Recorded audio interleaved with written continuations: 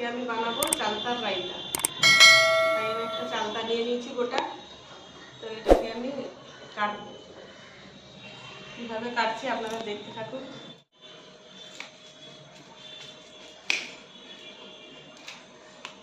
এই দেখুন কি সুন্দর হয়ে যাচ্ছে। এইভাবে আমি চালতাটাকে প্রথমে কেটে নেবো।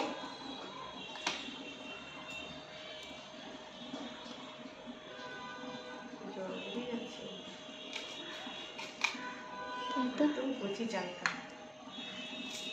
রায়তা দুর্দান্ত, একদম নরম কচি চালতা। এই রায়তা দারুণ হবে খেতে। পুরোটা আমি প্রথম ছাড়িয়ে আগে কেটে নেবো। কচি আছে বলে সুন্দর ছাড়ানো হয়ে যাবে। এইভাবে ছাড়িয়ে নেবো। এইবারে আমি ছোট ছোট করে কেটে নেব।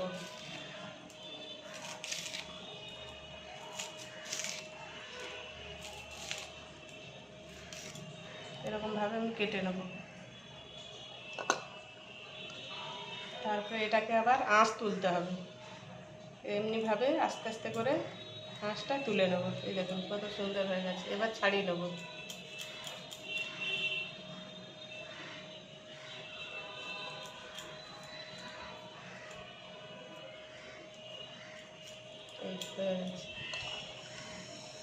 এইভাবে প্রত্যেকটা চালটা এমনি করে আমি আঁশ তুলে খোসাগুলো ছাড়িয়ে নেব।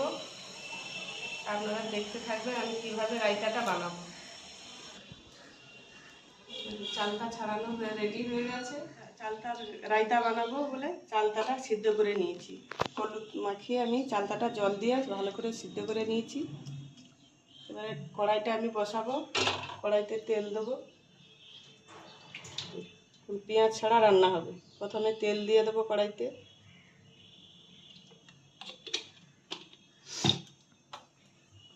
গোটা লঙ্কা ফোড়নে দেবো।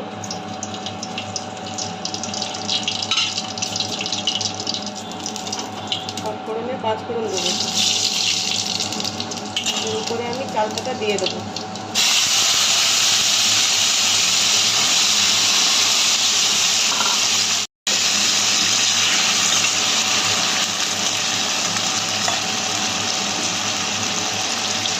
চালটাটা ভাজা হোক,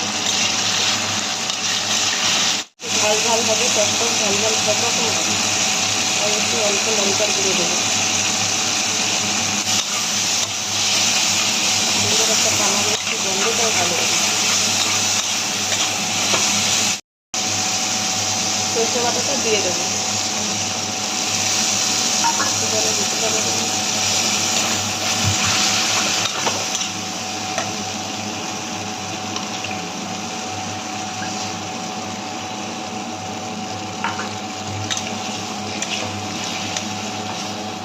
বেশি জল দেবো না, একটু শুকনো শুকনো হবে। রায়তা মানে শুকনো হবে, তাই আর জল দেবো না। এটা দিলেই হয়ে যাবে। বলো পরিমাণ মতো নুন দিয়ে দেবো। একটু মিষ্টি মিষ্টি হবে তাই আমি চিনি দেবো।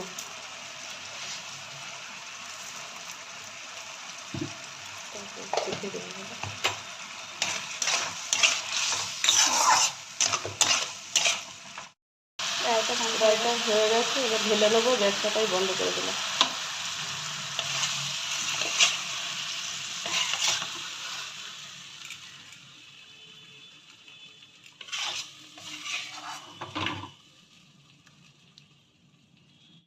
চালতা রায়তা হয়ে গেছে। ভালো লাগলে সাবস্ক্রাইব করে কমেন্ট করে পাশে থাকবে।